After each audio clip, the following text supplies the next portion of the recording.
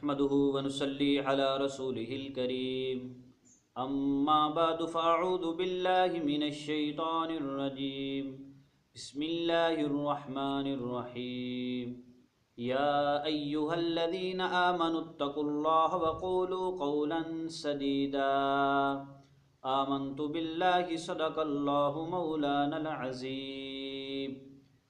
मोअज़्ज़ज़ सामईन अस्सलामु अलैकुम व रहमतुल्लाहि व बरकातुहू। इंजीनियर मोहम्मद अली मिर्ज़ा से पूछा गया कि उलमा किताब खिलाफत व मलूकियत पढ़ने से रोकते हैं और तुम खिलाफत व मलूकियत किताब का दिफा करते हो और खिलाफत व मलूकियत किताब पढ़ने की तरगीब देते हो, हम क्या करें? तो इस सवाल के जवाब में मोहम्मद अली मिर्ज़ा ने काफ़ी बातें की हैं। अबुल आला मदौदी के मुताल्लिक़ भी और उलमाए देवबंद के बारे में भी कहा कि उन्होंने इसका दिफा किया और उलमा पर भी एतराज़ किया कि ये इस किताब के पढ़ने से लोगों को रोकते हैं और फिर भी कई लोग इस किताब को पढ़ते हैं और उनको सच्चाई मालूम हो जाती है वगैरह वगैरह। इसने काफ़ी बातें की। आज हम इंशाअल्लाह इसकी चंद बातों का जायज़ा लेंगे। उससे पहले हमारे सामईन एक मज़े की बात सुने। मोहम्मद अली मिर्ज़ा ने हज़रत मौलाना अशरफ अली थानवी रहमतुल्लाह अलैह पर सख्त किस्म का एतराज़ किया और उन्हें गुस्ताख़ रसूल साबित करने की कोशिश की। हमने अल्हम्दुलिल्लाह दलाइल की रोशनी में, सही बुखारी सही अहादीस की रोशनी में उसका मुँह तोड़ जवाब दिया और काफ़ी ज़्यादा लोगों ने उस बयान को सुना और उससे मुतासर हुए और उनके दिल के सुकून का ज़रिया बना। जब हम ऐसा कोई भी बयान रिकॉर्ड करवाते हैं जिसमें किसी बुज़ुर्ग के ऊपर लगने वाले इल्ज़ाम का जवाब हो, तो मोहम्मद अली मिर्ज़ा और उसके चेले फ़ौरन कहना शुरू कर देते हैं, बग़ैर बातों पे गौर किए, बग़ैर सोचे समझे, बाबी बाबों का दिफा करने वाले, बाबी बाबों का दिफा करने वाले वगैरह, ऐसी फजूल बातें करना शुरू कर देते हैं। हमने बयानात के नीचे कमेंट्स बॉक्स को बिल्कुल खुला छोड़ा है। आप जिस तरह अपनी राय का मर्जी इजहार करें, किसी ने कोई आप पर पाबंदी नहीं लगाई। लेकिन जो हमारा मुखालिफ है, मोहम्मद अली मिर्ज़ा को सुनने वाला है, वो कम अज़ कम इंसाफ का तो ख्याल करे। वो ये तो देखे कि इसमें कितनी बातें सही की गई है, मैं उनकी तायद करूं। अगर कोई बात गलत की गई है, दलाइल से हट कर की गई है, तो आप दलाइल की रोशनी में उसकी तरदीद करो। तुम्हारा सिर्फ ये कहना बाबी बाबों का दिफा करने वाले, इतनी बात कह के भाग जाते हैं, ये मोहम्मद अली मिर्ज़ा जहलमी के चेलों की शिकस्त है। दलील कोई होती नहीं है, तंज किया निकल गए। अच्छा, हम तो बाबी हुए कि मौलाना अशरफ अली थानवी का दिफा करते हैं या उलमाए देवबंद का दिफा करते हैं, हज़रत इमाम अबू हनीफा का दिफा करते हैं वगैरह। तुम्हें इससे बड़ी तकलीफ़ है। आप मुझे ये बताएं, मोहम्मद अली मिर्ज़ा अबुल आला मदौदी का दिफा क्यों करता है? हालांकि अबुल आला मदौदी एक गुमराह इंसान था जिसकी कलम की निश्तर से ना अंबिया बचे, ना सहाबा बचे, ना औलिया बचे। इंशाअल्लाह अभी थोड़ी देर के बाद चंद हवालायात आपके सामने लाएंगे। उसका दिफा क्यों करता है? हज़रत थानवी का दिफा करना हराम है, अबुल आला मदौदी का दिफा करना सवाब है। नंबर 2, इसने अब्दुस्तार ईदी का दिफा क्यों किया? अगर हम हज़रत इमाम अबू हनीफा रहमतुल्लाह अलैह, जो उम्मत के अजीम मोहसिन हैं, अल्लाह के कामिल वली हैं, अगर हम उनका दिफा करें तो हम मुजरिम हैं, बाबी हैं। और तुम पढ़े लिखे जाहिल तंज करते हो उलमा पर, बाबों के मानने वाले, बाबों का दिफा करने वाले। तो इसने अब्दुस्तार ईदी का दिफा क्यों किया? हम अगर थानवी वगैरह का दिफा करें तो गलत है, ये अब्दुस्तार ईदी का दिफा करें तो ठीक है। इसने जो मुफ्ती ज़रब अली ख़ान साहब के जवाब में बयान रिकॉर्ड करवाया ना अब्दुस्तार ईदी के मुताल्लिक़, इसने उलमा और मदारिस पर बड़ी बकवास की है और हमें उससे बड़ी तकलीफ़ हुई। ये तो इंशाअल्लाह क़यामत के दिन पता चलेगा ना कि 8-10 हज़ार रुपये पर बच्चों को पढ़ाने वाले, नमाज पढ़ाने वाले, कुरान पढ़ाने वाले, मस्जिद की सफाई करने वाले, 5 वक्त अजान देने वाले, और कहाँ इस जैसे लाखों के गुलछड़े उड़ाने वाले, इन्होंने दीन के लिए क्या किया? ये तो इंशाल्लाह क़यामत को पता चलेगा, और ऐसे जलीलों का हम क़यामत के दिन गिरबान पकड़ेंगे। उस बयान में इसने अब्दुस्तार ईदी का दिफा करते हुए उलमा मदारस पर बहुत ज़्यादा तंज किया है। हमारा इरादा तो था उस पर बयान रिकॉर्ड करवाने का, लेकिन वक्त की कमी की वजह से नहीं हो सका। इंशाल्लाह अगर फुर्सत मिली तो ज़रूर करेंगे।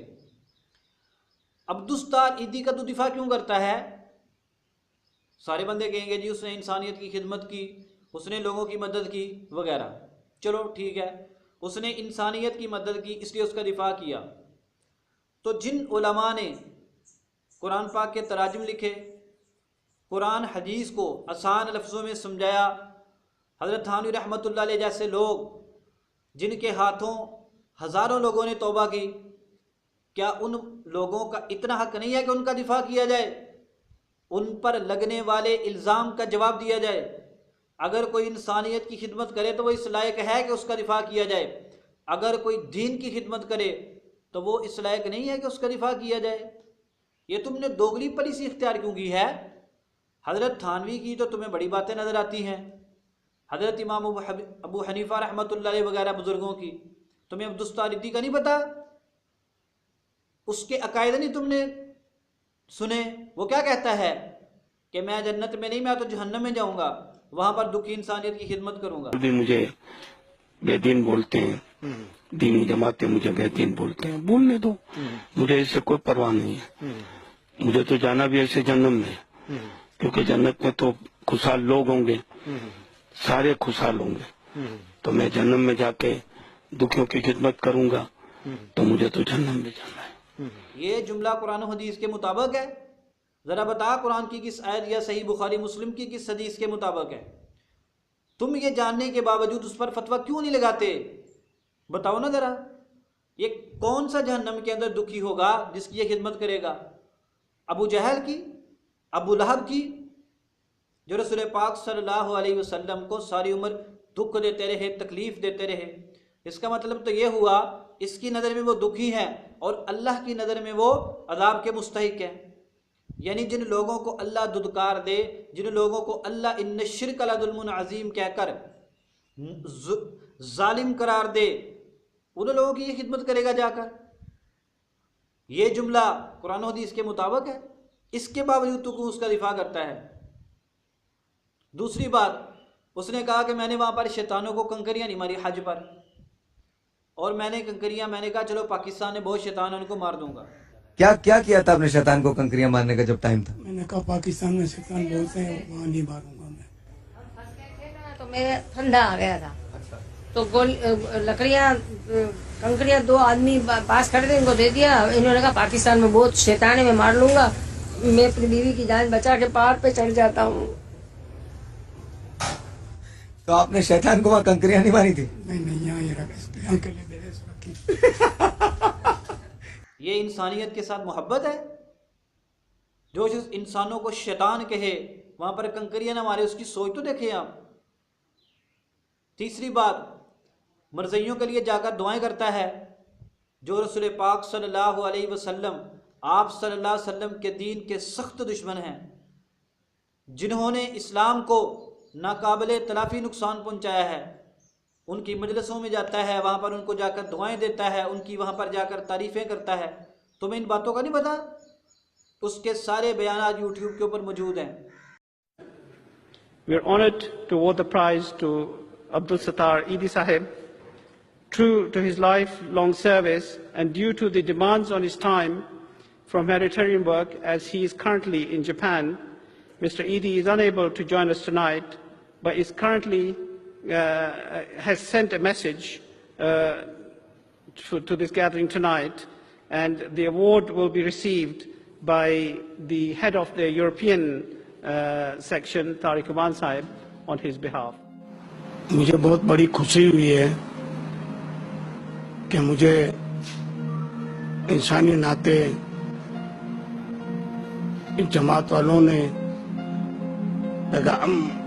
मुझे समझा और मुझे अवार्ड देने का काम किया।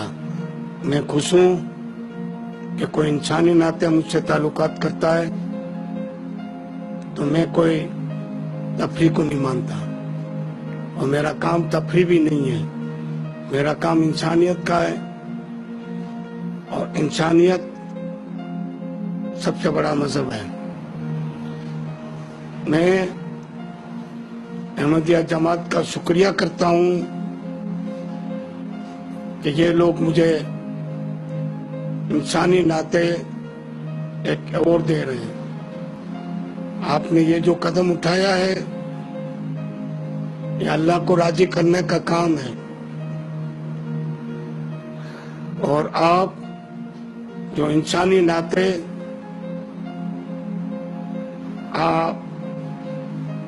आपकी जमात के थ्रू जो काम कर रहे हैं, मैं अल्लाह से दुआ करता हूँ कि आपको अल्लाह कामयाब करे। शुक्रिया।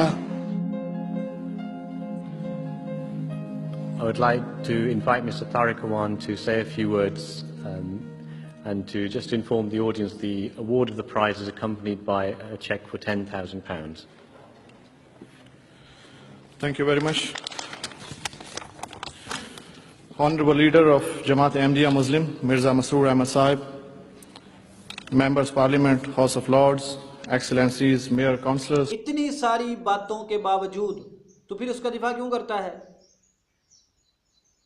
सिर्फ इसलिए कि लोगों के अंदर मशहूर है, मैं उसका दिफा करूंगा और मैं भी मशहूर हो जाऊंगा। हम तेरी ज़हनियत को समझते हैं कि तू बयान उस चीज़ पर रिकॉर्ड करवाता है जहां पर मशहूरी काफ़ी हो, वरना तुझे दीन के साथ कोई लेना देना नहीं है। अगर एक चीज़ काफ़ी मशहूर हो जाए दीन के मुतल्लक, हो चाहे राना सनाउल्लाह हो चाहे इमरान खान का सईदा, फ़ौरन बयान आ जाता है। कोई शिया बकवास करे तुझे नज़र ही नहीं आता, कोई गैर मुस्लिम हुज़ूर पाक सल्लल्लाहु अलैहि वसल्लम के बारे में बातें करे वहाँ पर भी तो चुप रहता है। असल में तू उनका मंजूर नज़र है, तू उनकी मुखालफत क्यों करेगा? तू तो मशहूरी को देखता है, तुझे ये नहीं है कि ये बंदा दीन की मुखालफत करता है, अल्लाह की तौहीन करता है, सहाबा की तौहीन करता है, अंबिया की तौहीन करता है। बहरहाल हमने तुझे बतला दिया, दोगली पॉलिसी छोड़ दो। हम दिफा करें तो बाबी, तू दिफा करे तो तू सारा नेक है।